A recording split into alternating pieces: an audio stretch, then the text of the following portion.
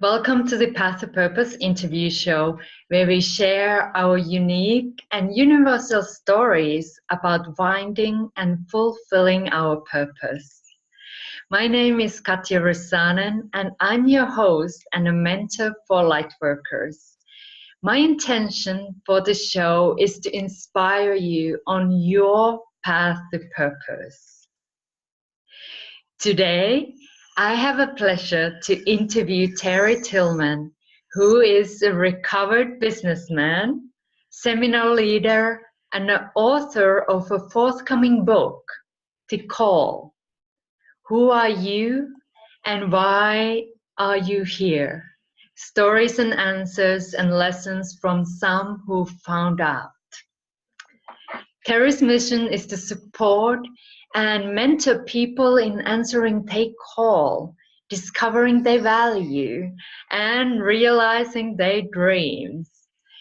He has been in 100 countries and over 500,000 people have shared experiences and partnered with Terry in experiential transformational learning. So you are up here for a special treat. And I am so grateful, Terry, that you are here with us today, sharing your wisdom, sharing your insights. So welcome to the show. Thank you, Katja, and hello, everybody. So I know you have done so much on your career. So could you please tell us a bit more about you, who you are and where you come from, and if there is something special that you want to mention from your career? Yeah.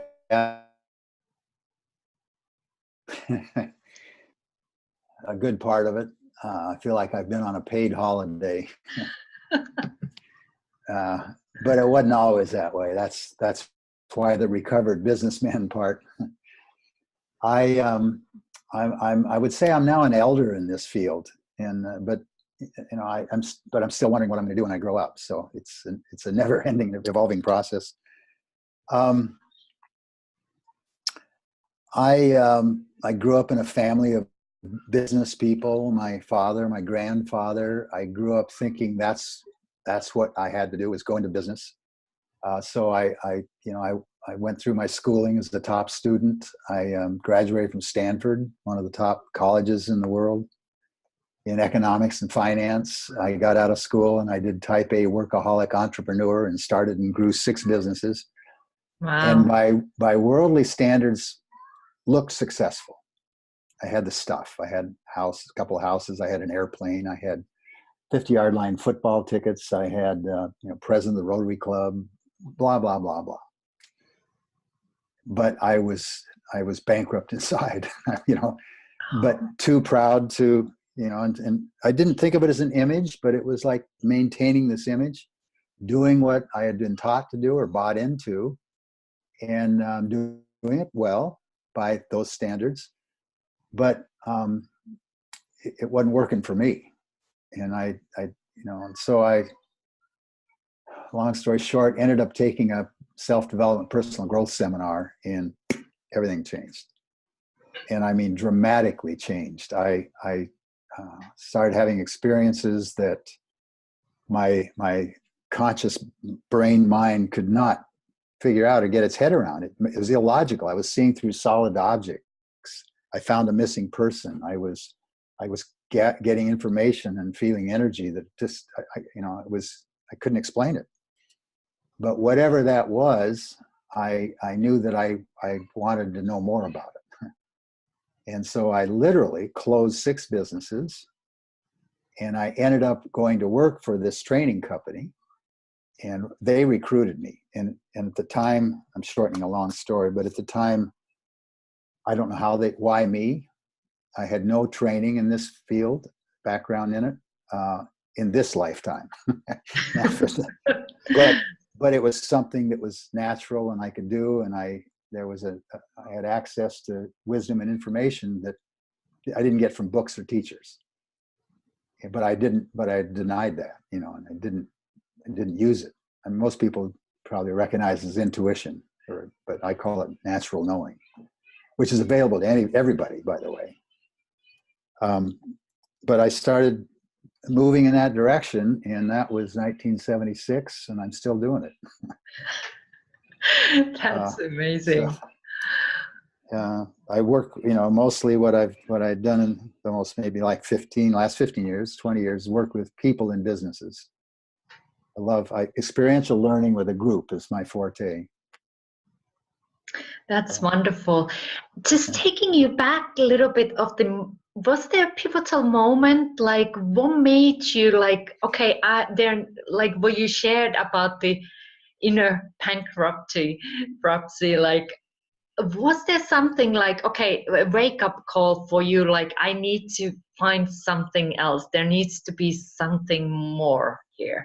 Because I think that might be something some of our listeners might be relating to, like being in a perfect ideal scene in certain ways, but inside might not be aligned with that. So what was your moment like, okay, I got to shift something? And well, what you did afterwards, but was that well, moment? there were a couple very dramatic, like I would say burning bush moments, if you know that metaphor. Yes. Yeah. And looking back, there was an evolution. I'm just finishing up a book called The Call, and I interviewed 74 people who are living lives of purpose and meaning and contribution, and focusing on that question you just asked. Did you receive a call? How did it show up? How did you respond? What were the adversities and challenges, and how did you deal with that? And every interview is fantastic. I love every one of them.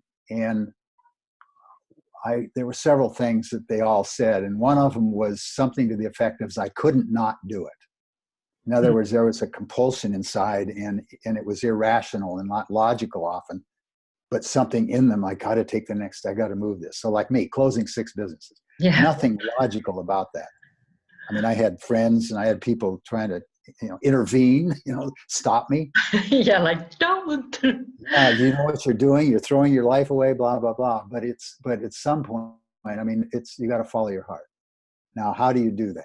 And how do you know it's your heart speaking? And, because the head's going to fight it, and logic, and it's not, So if I look back, in the book I'm writing, The Call, I had heard the phrase, many are called, but few are chosen. And I didn't, I heard that from young, but I never thought about it or knew exactly what it meant, but I assumed that it meant the few are chosen, you got to be special, or it's unique, or have a talent or an innate skill or something. But what I've come to realize is those who are not chosen, what that's saying is they didn't choose back. Everybody's called. Everyone has a call, or you could say a purpose. And in my leadership trainings, I did it for years, I did a whole section on purpose where people would connect with their life purpose. And everybody has a purpose, and it's uniquely theirs or expressed uniquely through them. And if I would ask a group, 100 people, how many of you know your purpose in life? And there might be 10, 15% raise their hand. How many would like to know your purpose? And it's everybody. Yeah. 100%, And so I developed a very quick way for people to know their purpose. And then they would disbelieve it, or it would scare them because it meant radical change. It meant, well, I'm going to have to stop, like close 6 business. I'm going to have to change something. And so my process for years, I did this 3-month leadership training where I supported people through that process.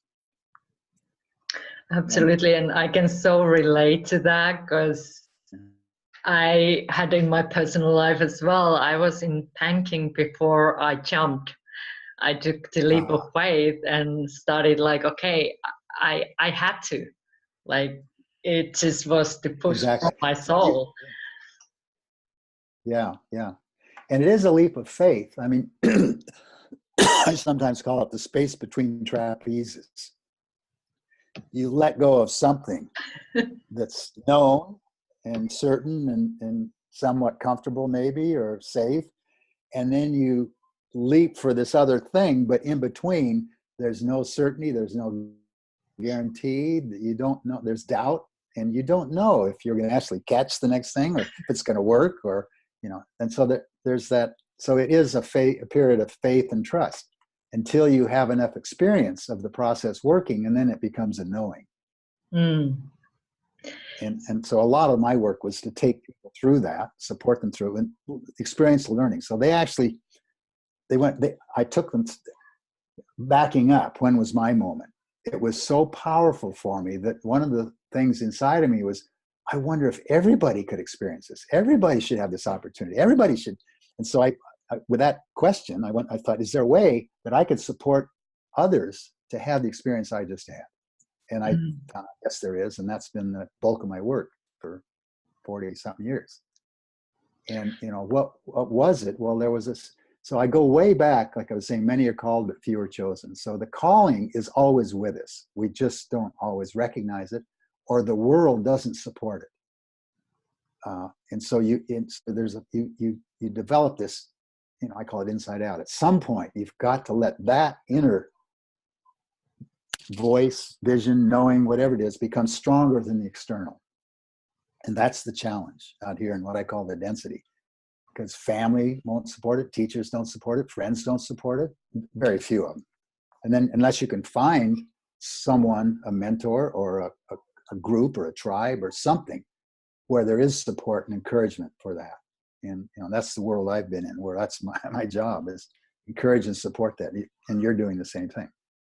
So if I look back, but I didn't realize this always at the time, but when I was a child, there was a best-selling book about Bridie Murphy, and it was a story. Now this is in the 50s, and Bridie Murphy was a patient of a psychologist, and the patient was describing this other life, and the psychologist thought she was hallucinating or something, but checked out some of the information, and it turned out this woman was describing a life in Ireland, and it was all true, and they saw tombstones and dates and things and verified what she was saying is true, but she couldn't have possibly known. She was like 20 years old or something. And so it was a book about past lives. Mm. My mom told me about this, and the way that the psychiatrist worked with her was hypnotic, what we now call hypnotic regression. So I'm probably 8 years old. My mom tells me this, and I decide I want to do this. My best friend and I tried to hypnotize each other and do a regression. And then we got the other kids in the neighborhood. Let's do this. Well, until some other parent heard about it and judged it and told us, stay away from that. That's dangerous.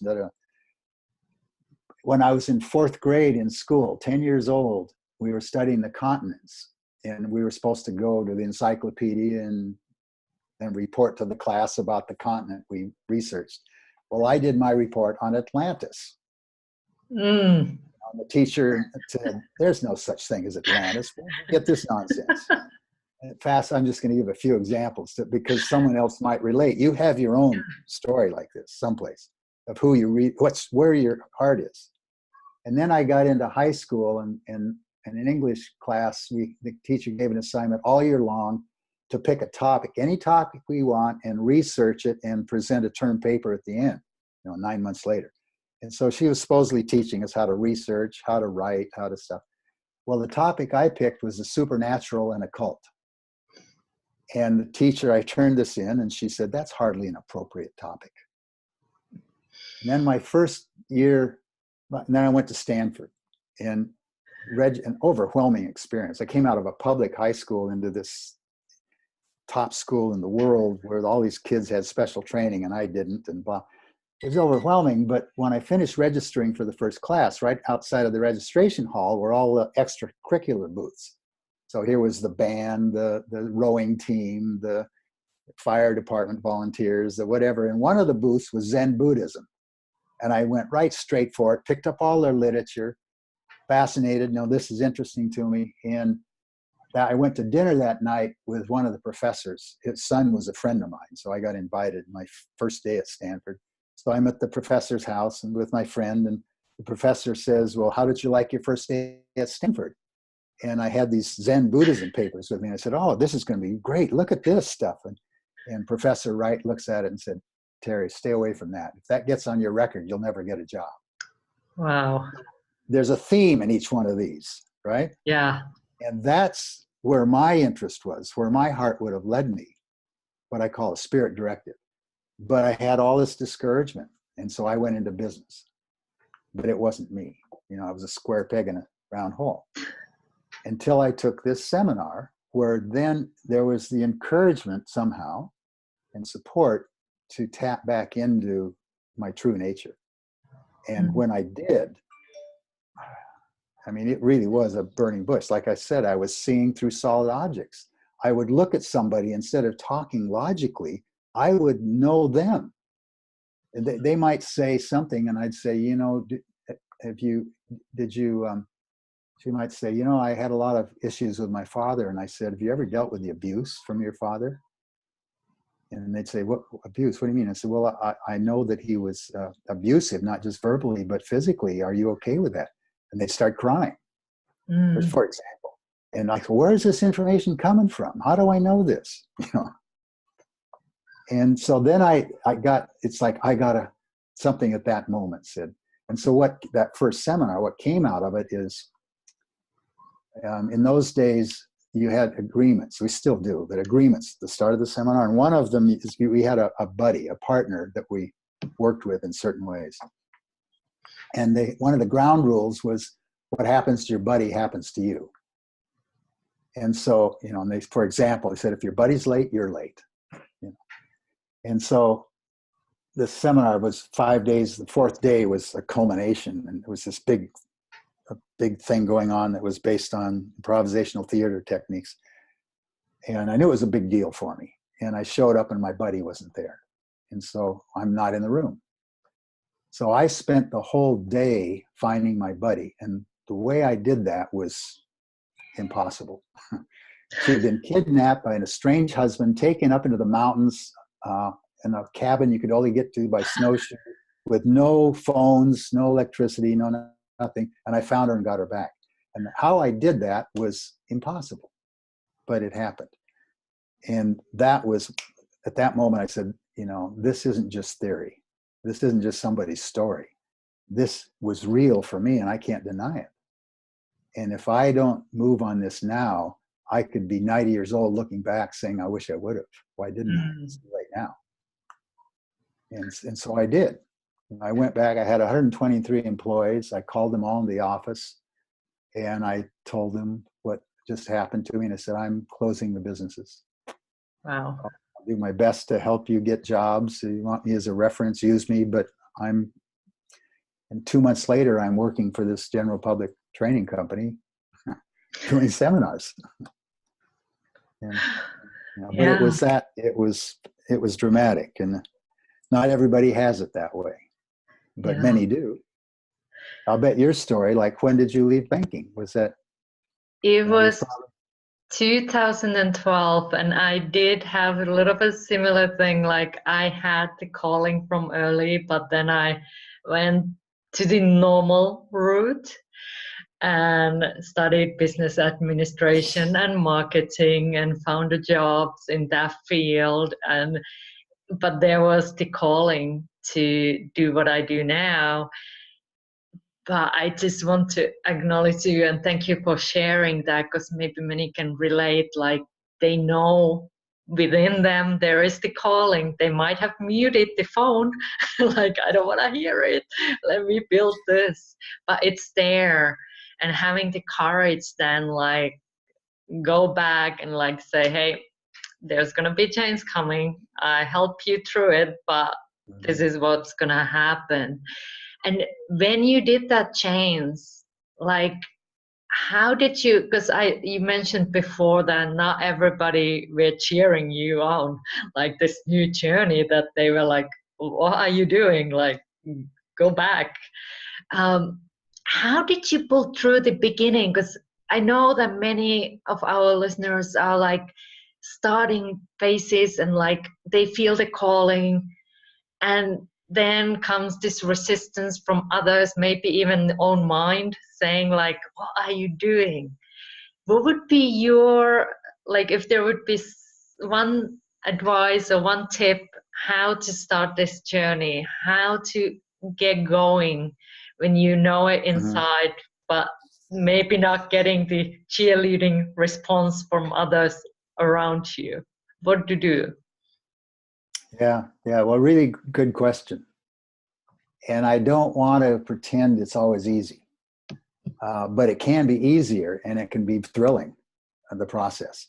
I'm going to detour a little bit with a story here, but then if I get too far off, get me back onto the answer. All righty, back to the path. But I remember I grew up in the state of Oregon, and a friend of mine had a cabin on the Oregon coast, and he used to go crabbing. They called it fishing for crabs.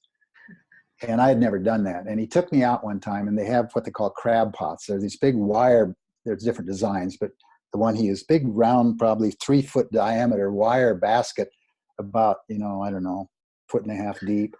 And it's designed, and they'd put fish heads inside them and sink this down into the ocean. And the crabs would all come in to get the fish heads, but the basket was designed in a way they could climb into it pretty easy, but really hard to get out. And so, we did this. We were off a dock. We could actually see down to the bottom with the crabs climbing in. So I'm watching all these crabs climb in. We haul the thing up, and there's these crabs all climbing over each other. And one of them the basket had, he had to climb up the side and then up a slanted piece of the basket. So this one crab was climbing up and was almost out when a bunch of others down below reached up and grabbed him and pulled him back. So, which is the situation many people find. So you aren't going to find obvious support, and probably you're going to find the opposite, where your change is and it's a transformation even, is going to threaten many of the people around you, because some part of them knows that they're in a similar position, but they're not moving on that call.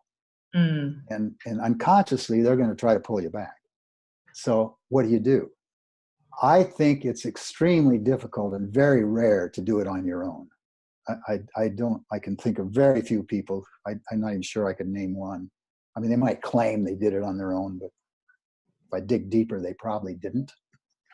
So somewhere along the way, they found support for the change. Could have been a parent, but usually not. Could be a family member, could be a close friend, but usually not. I mean, could be, but somewhere I think the key is to find the support. Yeah. And trusted support. In my case, it was that seminar. I entered this world. I had never, ever been exposed to it. It was experiential education. It was the way I wish school would have been. It was school for me was always read this book, listen to this lecture, take notes, memorize it, and repeat it back. And this was nothing like that. This was learning through experience. And, they would give some information, a principle or something. We do an experience, and then we debrief as the process, basically. It's what I do to this day. Now, and then you embody the learning, and then you never forget it. It's yours. It's not just up here in the head, because this brain mind forgets. So, the content of all those courses I took in school, I don't remember, except for the ones I've used. Yeah. So anyway, that's the process. So and there's it's not just destiny. I mean, I don't know your audience, but I don't care anymore what people know or think about me. It's like,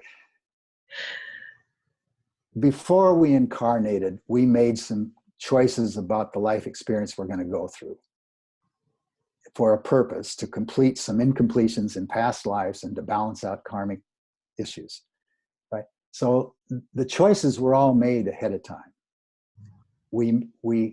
And so there's a purpose in everyone's process, all of it, even the stuff you don't like. So, when something shows up in my life that isn't the way I thought I wanted it, I ask myself, what if this is for me? And I've always, always, always found it is. It always is. I may not notice it in the moment when I don't like it, but at least in retrospect. And not only is it for me, it's better than had it gone the way I wanted to make it go. And so I've had, this happen enough to me at my stage in life where I recognize this. It's like there's an invisible support that is always there and has always been there. Yeah. And it's available, but I haven't always been available to it. So part of the learning is, how do I become available to it? And I think The way the process and that change can be easier is find the support. So I stumbled into this, I mean, that's part of the destiny The journey. Yeah. back then. But I got into this support group system, type of people I never would have hung around. I never would have been around up to that point in my life. But it was wonderful. It was exactly what I needed. You know, it's as if I had been swimming around in this green liquid and suddenly I jumped into blue. You know? And I became blue instead of green. I didn't even know there was blue out there. Yeah, because those, and I thank you, Terry, for sharing that metaphor, like those crabs trying to leave the basket and then pulling each other's back, like, okay, don't go. Yeah. But then you were the one who got away from that basket and started to And see, the like, one hey, wow. where they were, let me help you out, you know, where people were. Yeah. And that's available. And today there's a lot of coaches. You know, what I learned to do 40 years ago wasn't called coach. There was no coaching industry then, but it's a lot of what we did. And so they're, you know, that's an industry now, and there are people doing that. And I would caution, I you know, I don't want to be judgmental, but this probably is some of those people couldn't coach your dog. You know, they took a 1-month course and they got a certificate, learned 20 questions to ask, you know, and maybe there's some benefit in that. But on the other end, there's some outstanding coaches, some with experience and, you know, they different approach. You know, you told me you went to University of Santa Monica, for example. People who come out of that school are well qualified to support people. You know, like you learn through experience, the particular type of experience. You know, I use some of that technique and many more. But when you finish that, you're in a different place. You know, you now have a skill and some experience that will serve others. So they're out there. So whether it's one person or a group of people or you know, it's available. And it's more than just reading a book or listening to a lecture. Yes, you know, you've got to go involve yourself with this continuing support. Absolutely. That support is so important, and it's available when we are open to it. And one question that you ask can help anybody, like, what if this happens for me? Because that also shifts what you are focusing on. Instead of seeing, oh, things happen to me, shifting and saying, hey, if this happens for me, what could be the reason? And that might then bring you to learning, and that can change everything. At least it can shift your attitude, maybe what you are going through, because we can also learn through our struggles, learn from our choices, learn from our past. And it's just empowering to know that there is support available. And also your book that is coming out, I know I could speak a long time with you, but just wanted to hear a little bit more about the book, because the call, how did you feel the call to write that book? One of the things I started doing when I made my change is started meditating, which was, in the world I came from, judged as really weird. I've been teaching meditation in my business trainings for 35 years now, but I call it a stress reduction technique. I mean, back there 25 years ago, if I said meditation, they'd run. But anyway, the meditation that I have learned, and it's called spiritual exercises. It's like exercising your body or your mind or something. And one day when I was doing my form of meditation, as big as could be, showed up, including an image, a certain image, but it said, write a book called The Call, basically. And I came out of it and said, what? and so that started it. And then it developed pretty quickly, like, okay, you had a call, and go collect stories from other people's call experience and compile that into a book. So I did 74 interviews of people who were living lives of purpose and contribution and meaning, and recorded them. And some of the people are very well known internationally, even, and famous. And some of them you've never heard of. They're well known in their industry, but they all responded to the call. And I focused on those stories, and tell me how it showed up. Was it a nudge, an urge, a burning bush, a persistent voice? How did yours show up? And tell me the process of responding to it, the adversity, and how'd you overcome it, like some of the questions you're asking. So originally it was going to be just a compilation. I'm on my 5th iteration of rewrite, and none of those stories are in the book now. But I have all those stories recorded, and it will be part of, so now it's a book plus. Don't know if I'm going to give those away or exactly what it will, but all those stories, because they're wonderful. They're just wonderful. But what I have now is I expanded on my call story and interspersed in there a number of the principles I work with that have come out of my teaching for years. So, for example, one of the the most practical thing I've learned is where you look is where you go. In other words, what I focus on is what determines what I call reality. And now there's quantum physics proof of this. When I learned it, developed it, was metaphysics. People say this in many different ways, but the way it hit me was where I look is where I go. And I have some very powerful exercises in my seminars where this is it's not just a thought. They actually do it. There's a very measurable objective, and they don't get there, and they don't know why, and it all has to do with and some do. I give them 2 hours to do this thing, and what's the difference between those who reach it and those who don't? The only difference is what they focused on. Wow. That's all. It's the only difference. So, for example, anybody who's a parent has had this experience. Don't spill the milk, and the child spills the milk. And it's, why? It's not because they're clumsy or disobedient or immature or something. It's because the parent doesn't know how to give a good instruction. What's the parent done? They've given an image of spilled milk. And unconsciously, that's where the energy goes, and that's what happens. Where you look is where you go. A better approach, hold on tight, drink the milk, put the glass down. In other words, focus on what you want more of, not what you don't want. Those are powerful insights. Thank you for sharing those as well. And if people want to get on the waiting list for get your new book, is there a way for them to get updates when it's coming out? I'm not that organized. I can give you an email address. If they're interested, email me and I'll put it on a list. I've never marketed in my life. Well, I wouldn't say never, but my work has always been the result of introductions and referrals, and I've had more than I can handle. And this is part of what I teach. It's just keep giving, keep contributing, and it always comes back somehow. Maybe not exactly what I thought or when I wanted or as much or something, but it always comes back. Yeah, beautiful. I absolutely can put your email details on the contact description below.